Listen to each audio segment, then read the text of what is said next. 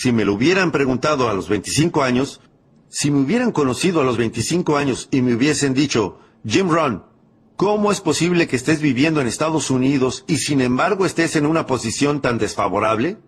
¿Tan solo monedas en tu bolsillo luego de haber trabajado durante 6 años? ¿No tienes nada en el banco? ¿Estás atrasado con respecto a las grandilocuentes promesas que le hiciste a tu familia? Vives en Estados Unidos. Estuviste al menos 1 año en la universidad. ¿Acaso no se preguntarían con toda razón, ¿qué es lo que funciona mal?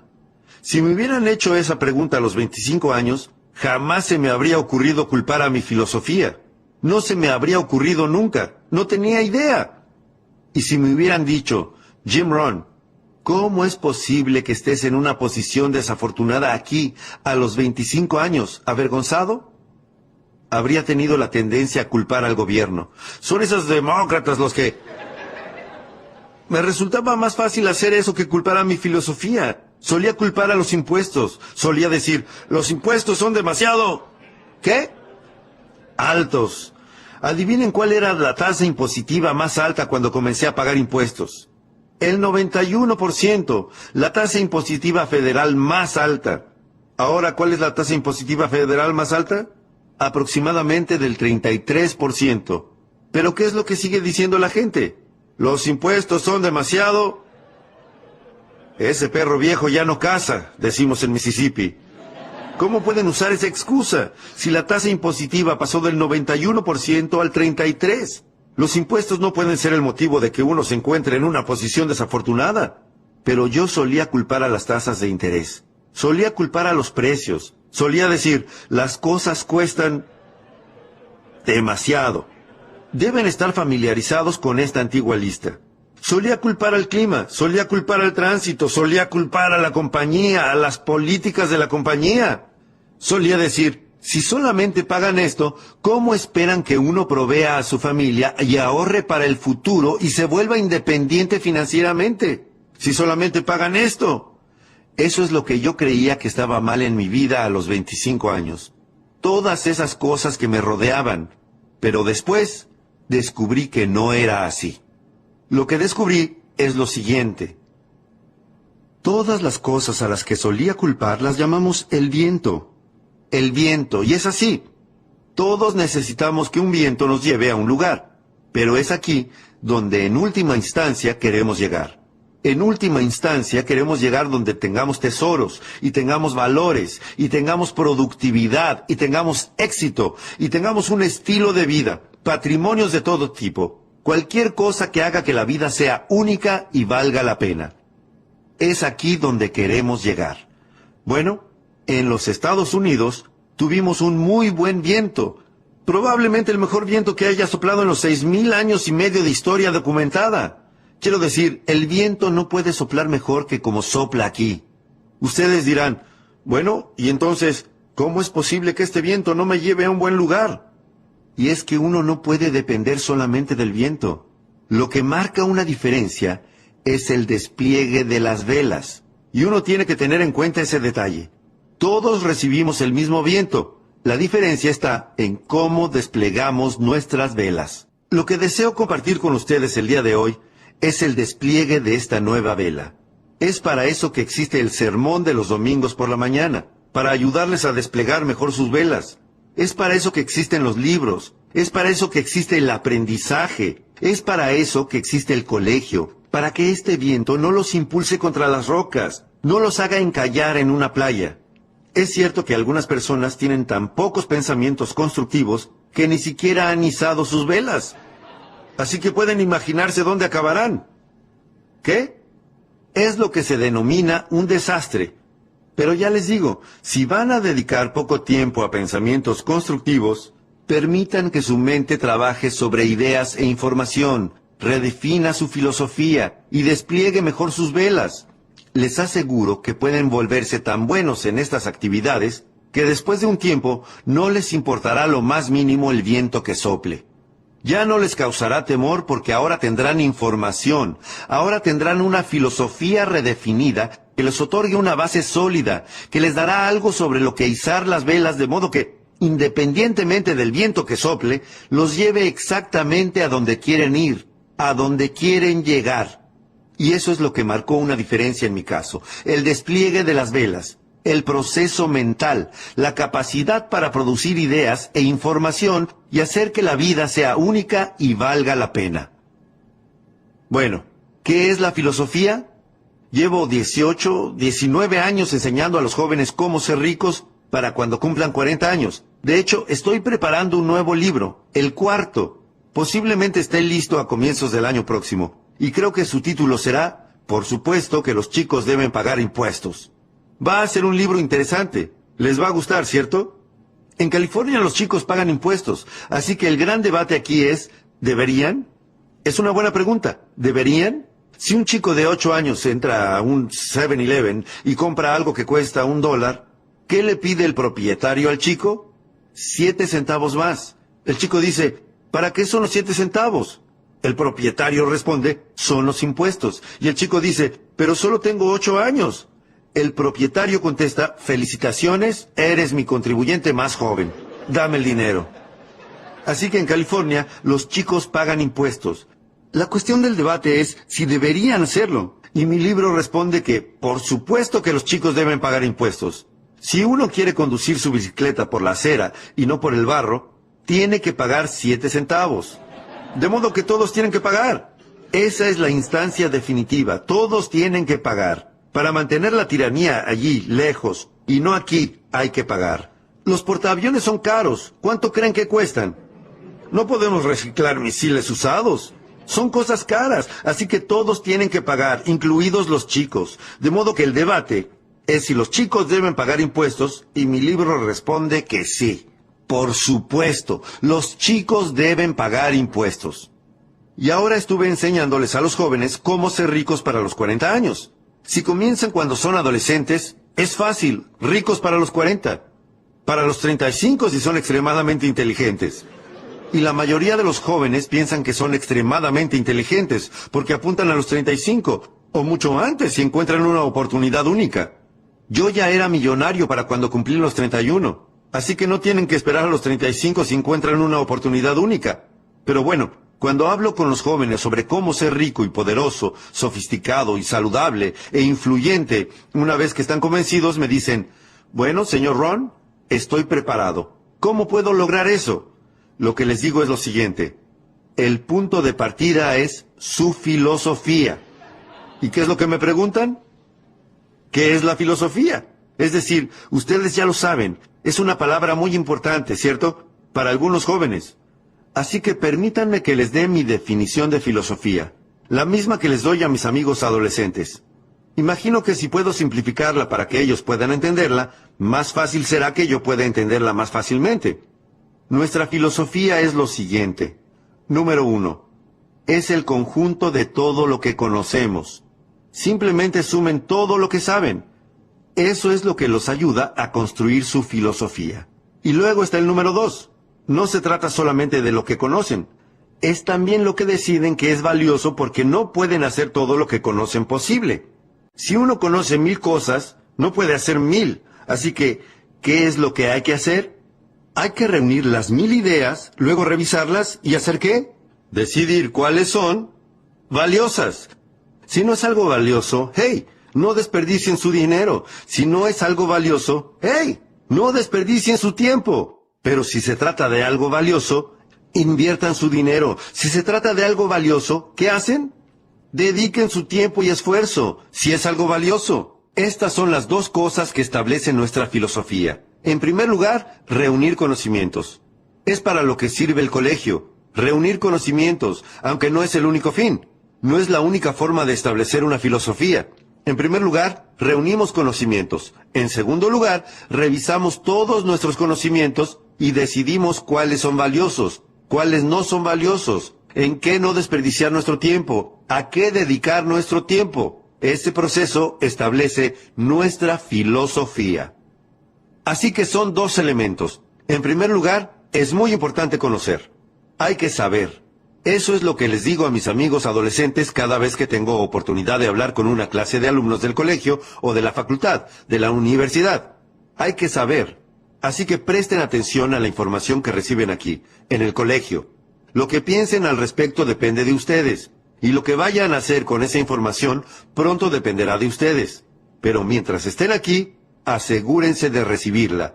Tengo una buena frase para mis amigos adolescentes. Es esta: no salgan del colegio sin ella. Es decir, no se vayan de aquí sin tener algo en lo que pensar y reflexionar. Les dije a los jóvenes del Newport Harbor High School, les comenté que no hay nada peor que ser tonto. Hay que saber. No tener dinero es malo, pero ser tonto, eso es realmente malo. Y lo que es muy, muy malo es no tener dinero y ser tonto. Es decir, no hay muchas cosas peores que esa, salvo que estés enfermo. Enfermo, sin dinero y tonto, prácticamente no se puede caer más bajo. Bueno, probablemente haya un escalón más. Feo. Pero bueno, eso es todo, ¿no? Feo, enfermo, sin dinero y tonto. La peor perspectiva en la vida. Así que hay que saber, hay que tener información. Y como eso es cierto, corrijamos un par de clichés. Son estos. Corrijámoslos. Este es un público inteligente. Corrijamos un par de antiguos clichés. El primero: lo que uno no sabe, lo lastimará. Simplemente realicen esa inteligente corrección. Lo que uno no sabe, lastimará su cuenta bancaria. Si uno no sabe algo, lo que no sabe, lastimará su salud. Lo que uno no sabe, lastimará su futuro. Lo dejará con una billetera vacía y un corazón vacío. Lo que uno no sabe. Pregúntenle a una persona de 50 años que no tenga dinero y solo hagan unas pocas preguntas. ¿Qué es lo que descubrirán al poco tiempo? Que es un buen tipo, pero que no sabe. Así que hay que saber. Otro antiguo cliché. Corrijámoslo. La ignorancia no es dicha. La ignorancia es pobreza. La ignorancia es devastación. La ignorancia es tragedia. La ignorancia es enfermedad. Todo se desprende de la ignorancia. Así que hay que saber, hay que tener información. ¿Y dónde conseguimos las ideas e información que pueden ayudarnos a transformar nuestras vidas?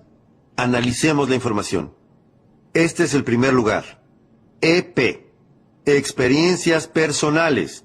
Esa es una manera de pescar ideas, a partir de las propias experiencias personales. ¿Cuál es una manera de hacerlo bien? Hacerlo mal.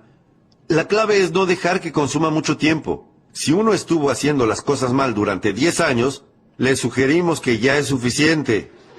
No recomendamos otros 10 años solo para demostrar que se tiene razón. No. Si uno está sin dinero al cabo de 10 años, ¿no podemos evaluar eso? Y sí.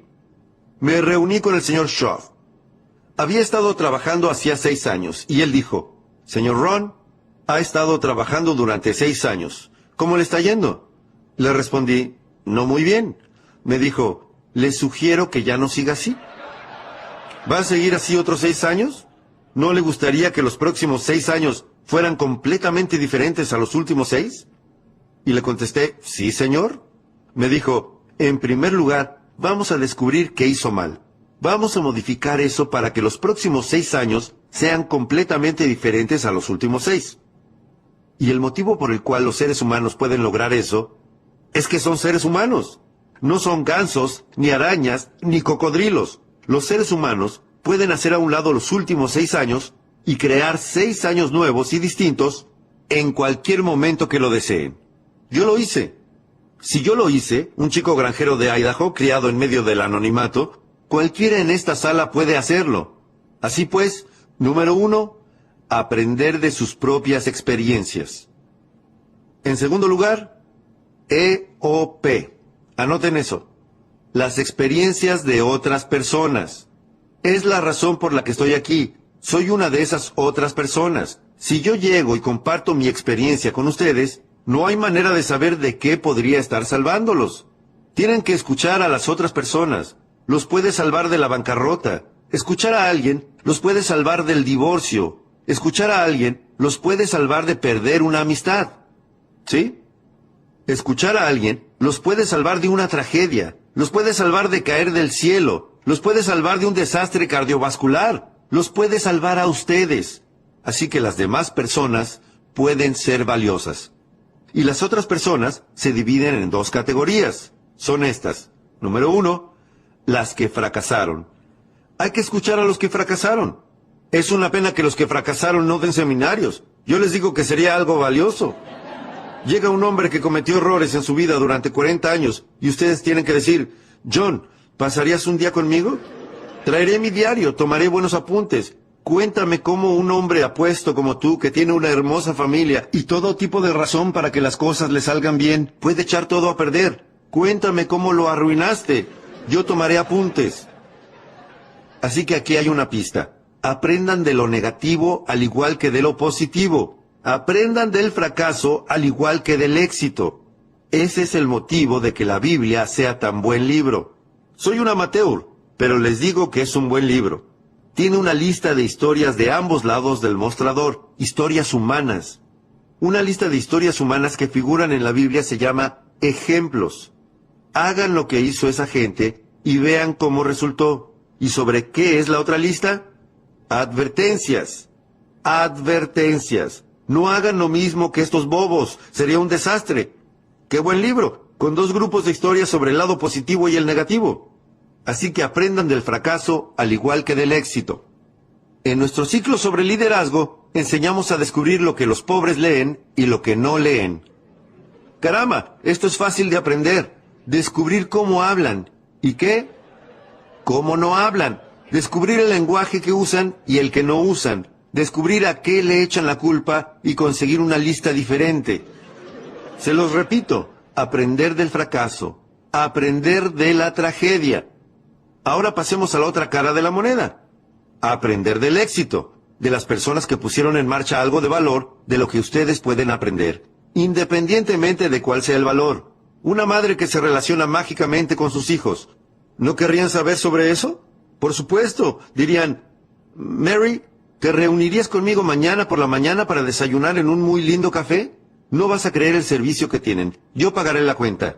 Ella dirá, bueno, se reunirá con ustedes mañana por la mañana para desayunar. Dirán, Mary, tengo que saberlo. ¿Dónde aprendiste a relacionarte mágicamente con tus hijos? Ella responderá, bueno, para serte honesta, hasta hace 3 años mis hijos estaban fuera de control. Y entonces leí este libro. Asistí a esta clase y me dieron un programa de 3 pasos, y lo estuve usando los últimos 3 años, y así es como me relaciono mágicamente con mis hijos. ¿Sería un desayuno valioso? ¿Pagarían la cuenta? Por supuesto. Podría salvarlos de mucho sufrimiento y colocarlos en el camino hacia la riqueza, y el poder, y el éxito. Y de eso se trata recibir información de otras personas. Esta es una parte de cómo hacerlo. Número 1. Mirar. Observar lo que está pasando. Algunas personas lo están haciendo bien y algunas personas lo están arruinando. Solo miren lo que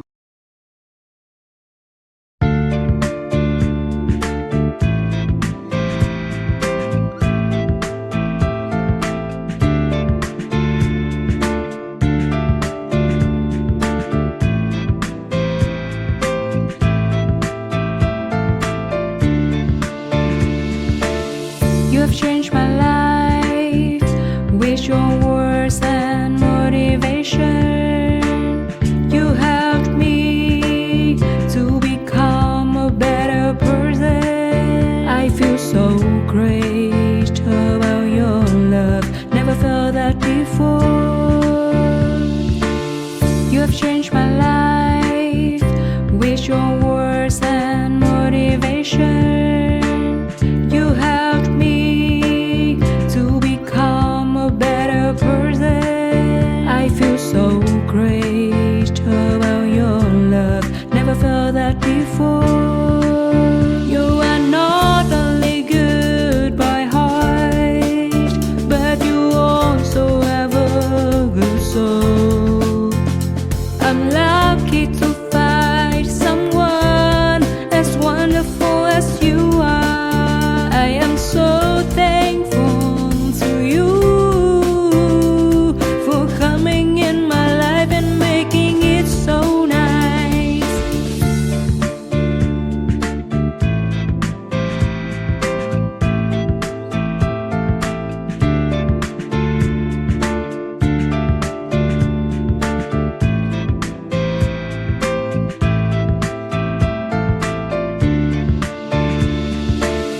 You have changed my life with your words and motivation.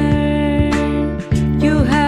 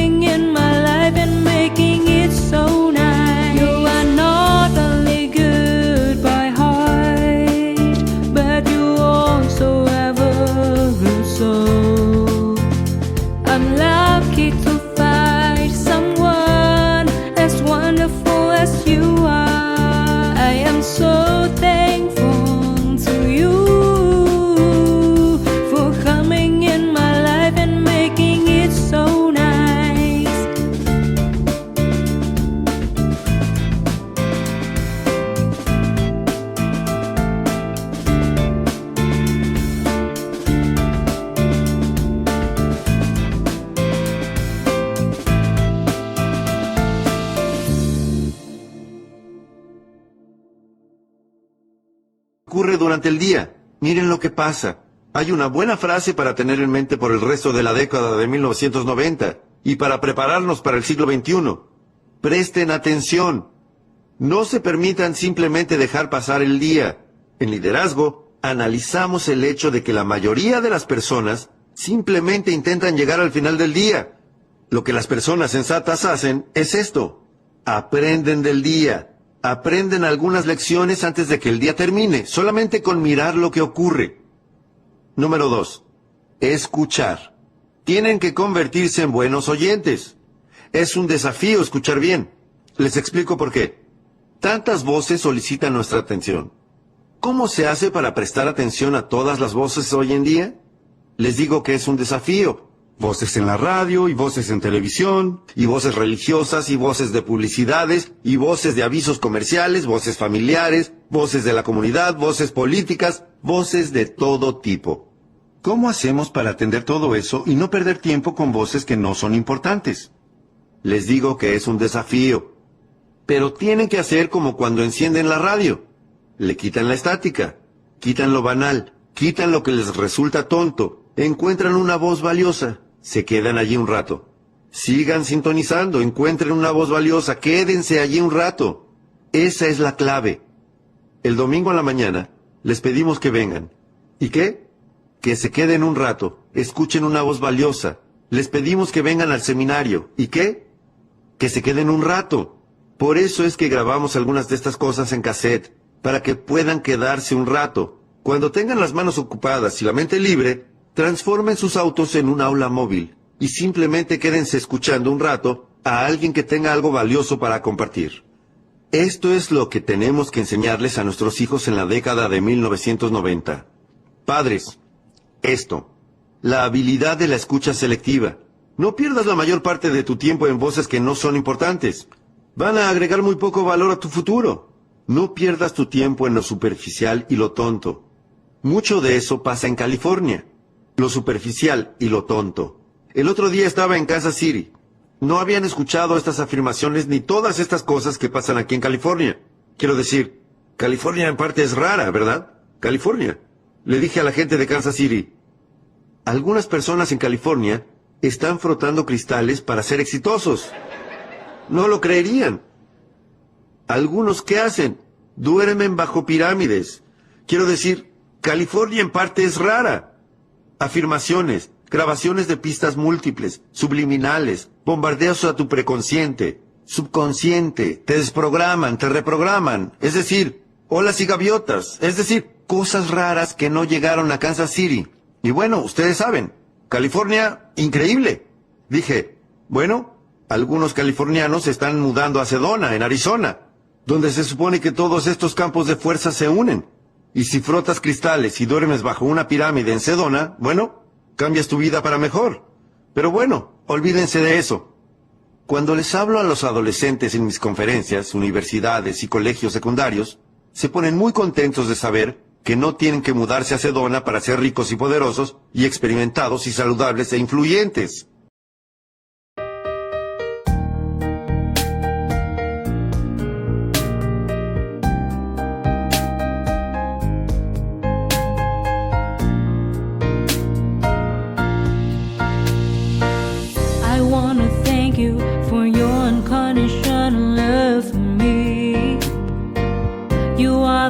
Beautiful thing I have ever had in my life.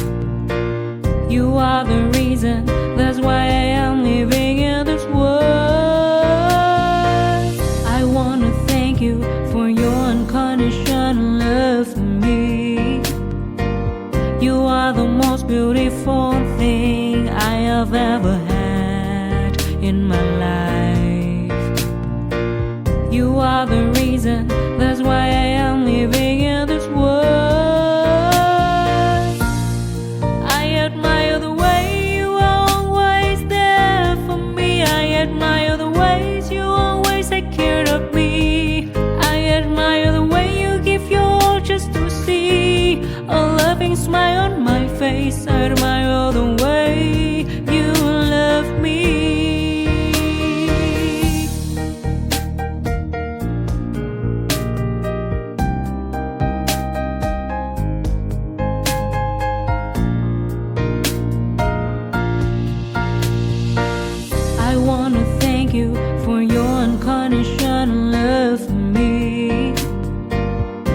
are the most beautiful thing I have ever had in my life.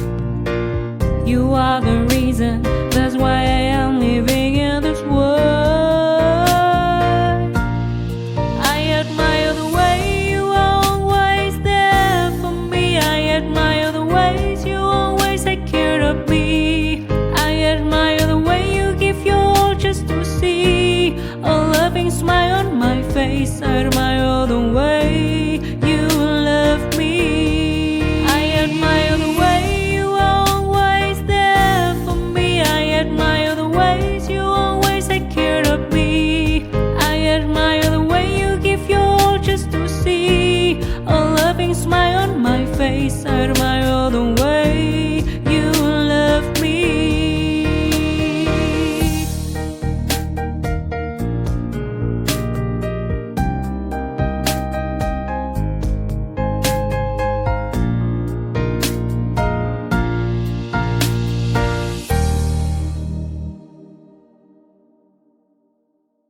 Así que no hagamos bromas con esas cosas. No les tenemos que enseñar a nuestros adolescentes cómo canalizar energías, cómo encontrar un gurú de 2000 años. No tenemos que hacer eso, se los aseguro. Es demasiado fácil volverse rico. No hay que bromear con cosas tontas, ¿correcto? Parte de eso es, de todas formas, peligroso. Los chicos le tienen miedo, ¿no? Así que no hagamos bromas con esas cosas. Correrán un riesgo con Shirley si bromean demasiado con eso. Bueno, hagan lo que quieran, lo deciden ustedes. Querían mi punto de vista y lo tuvieron. Pero bueno, no tienen que caminar sobre fuego, no. No tienen que hacer algo espectacular. Hay algunos motivos simples, fáciles, básicos por los que las personas como yo, a los 25 años, y en la ruina, no indigentes, sino en la ruina, con monedas en el bolsillo, nada en el banco, muy lejos de las promesas de mi bocota, no les va bien. Se preguntan qué salió mal. Es muy fácil entender qué salió mal y es muy fácil modificarlo. Bromear con todo ese sinsentido fantasmagórico que se escucha hoy en día. Así que dejemos eso de lado.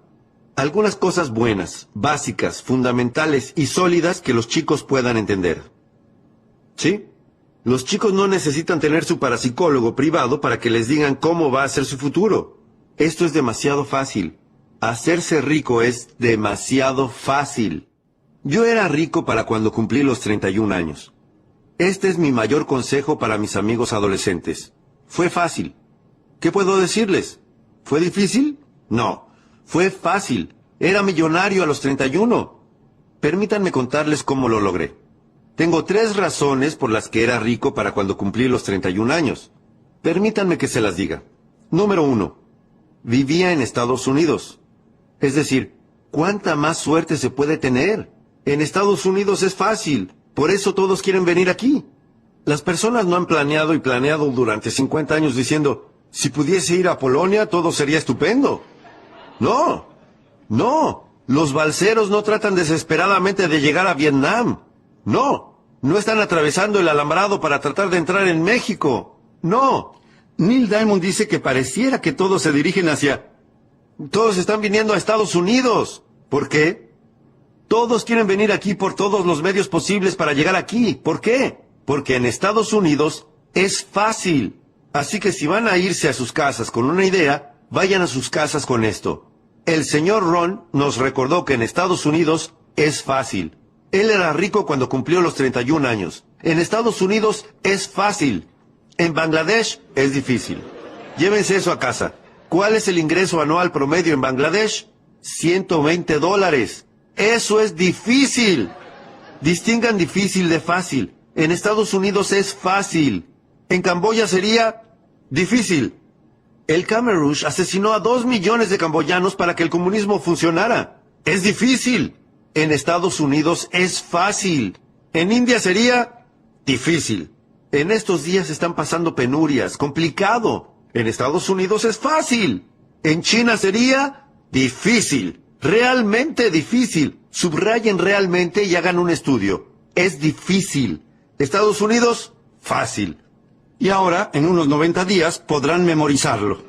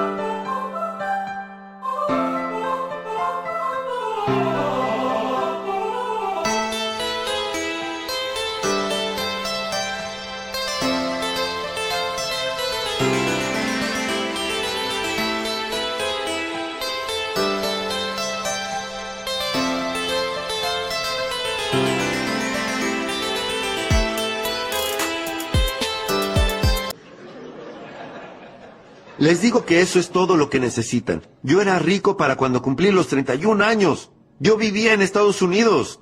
En Estados Unidos es fácil. Ahora, número 2. Yo encontré una oportunidad. Todo lo que uno tiene que hacer en Estados Unidos es buscar una oportunidad. Aprovechar la primera que se presente, ¿sí?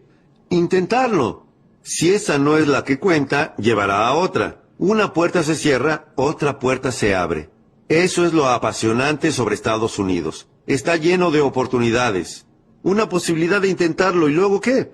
Intentar de nuevo, ¿y luego qué? ¿Intentar de nuevo? Nunca se acaban las oportunidades de intentarlo.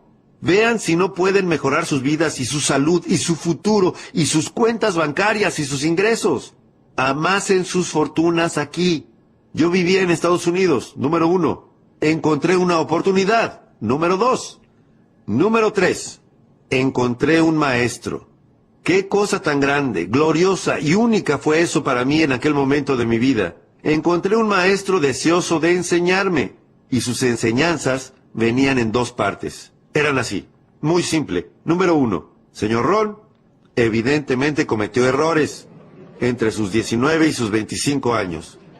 Eso podía entenderlo bien, pero no se limitó a eso. Dijo, estas son las respuestas sobre cómo modificar todo los próximos 6 años, para que los próximos 6 años no sean como los últimos 6. ¡Qué maestro tan increíble! Me enseñó cómo tener 6 años nuevos y distintos. ¿Los primeros 6? ¿Qué? Cometí errores. ¿Los segundos 6? ¿Qué? Hice las cosas bien. Los segundos 6 años me convertí en millonario. Durante los segundos 6 años, el gobierno fue prácticamente el mismo, se los aseguro. ¿Cómo eran las tasas de interés? Iguales. ¿Cómo era la escala de sueldo? Igual. Dios sabe que mis parientes negativos eran iguales. Las circunstancias eran prácticamente iguales. ¿Cómo era la economía? Igual. Los sindicatos y sus filosofías, iguales. ¿Cómo era lo que sucedía a mi alrededor? Igual. Entonces, ¿cómo es posible que me hiciera rico esos segundos 6 años? Yo no era igual. Yo había cambiado. Señor Ron, si usted puede hacerlo cualquiera? Sí. Los invito a realizar ese viaje en el momento en que lo deseen. Pueden seguir siendo iguales y que los próximos 6 años sean como los últimos 6. Pasen la mirada sobre los últimos 6 años y les aseguro que los próximos 6 años de sus vidas serán iguales a los últimos 6 a menos que ustedes cambien.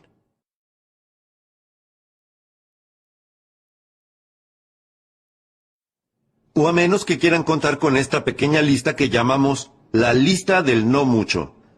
La mayoría de las personas cuenta con esta lista del no mucho. ¿Qué ocurriría si sus parientes negativos se convirtieran en positivos? ¿Cuánto afectaría eso a su futuro y su fortuna? ¿Cuánto? No mucho. No mucho. ¿Qué ocurriría si los precios bajaran un poco? ¿Cuánto afectaría eso a su futuro? Les aseguro que no mucho. Si la situación económica mejorara un poco, ¿qué implicaría? No mucho. Ahora que los demócratas están al mando, ¿cuánto afectará eso a su futuro? No.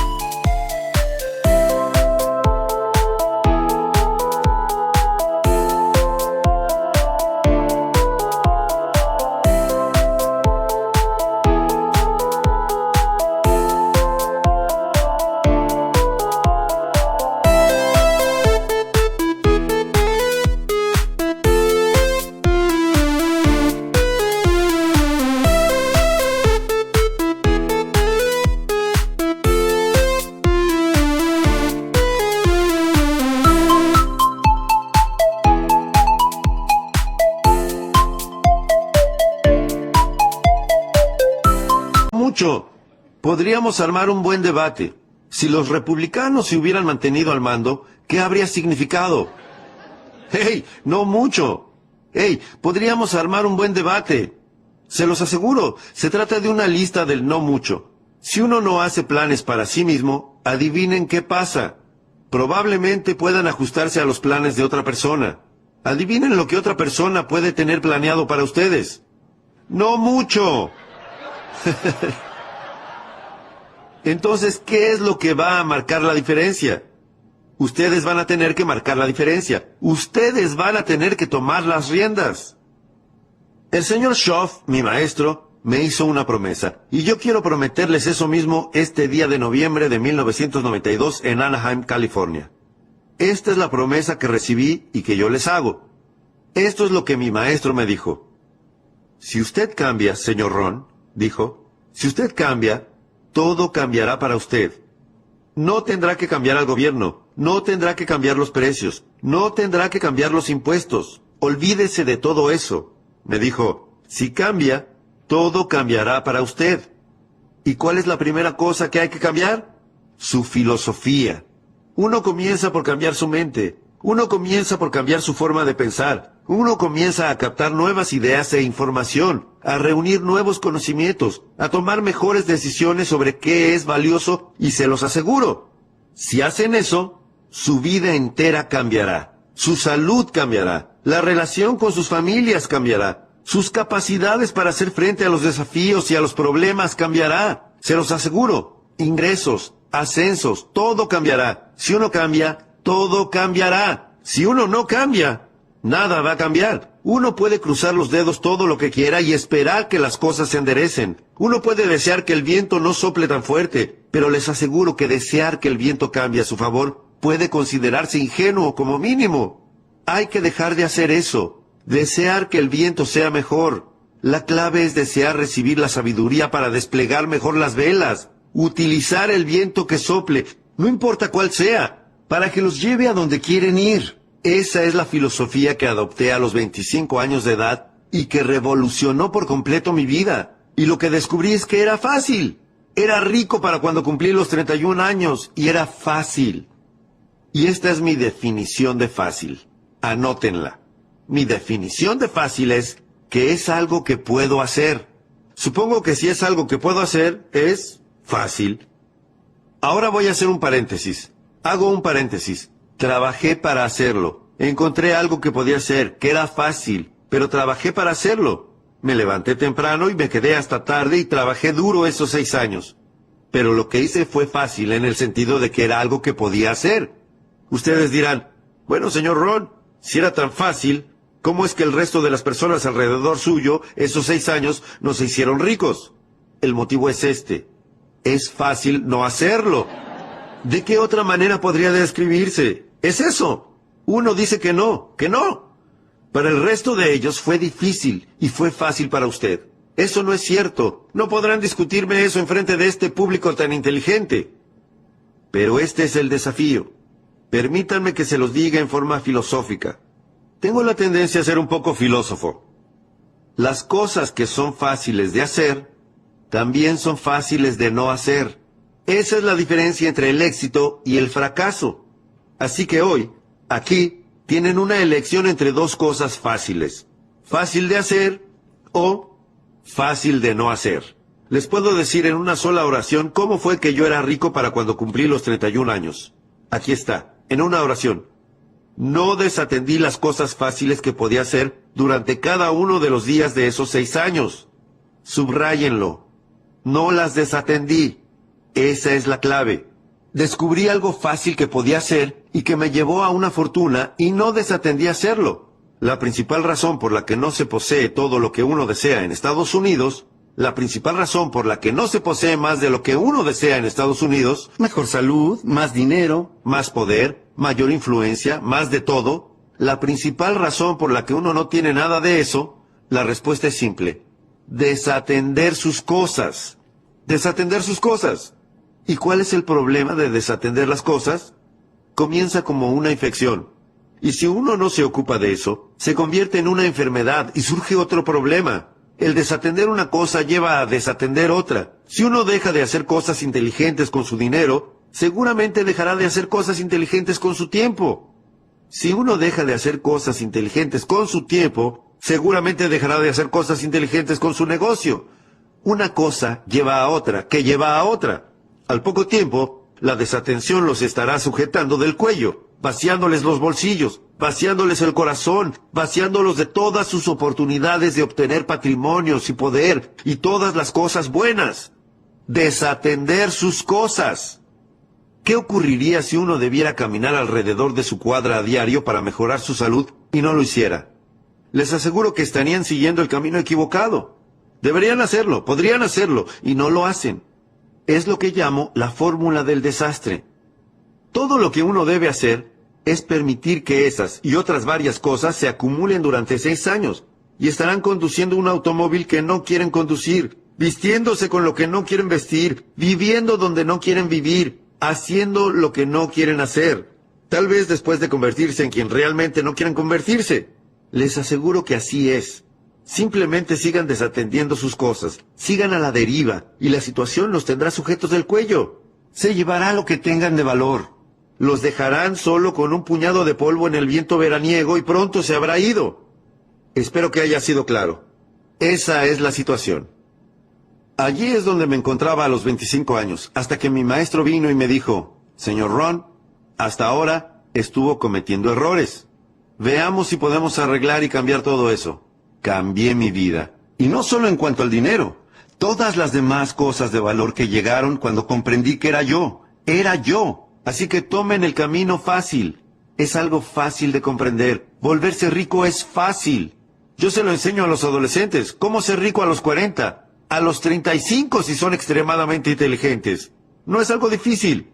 Mucho de esto aparecerá en mi nuevo libro para chicos. Los chicos deben pagar impuestos. Adoro enseñar a los chicos a tener iniciativa.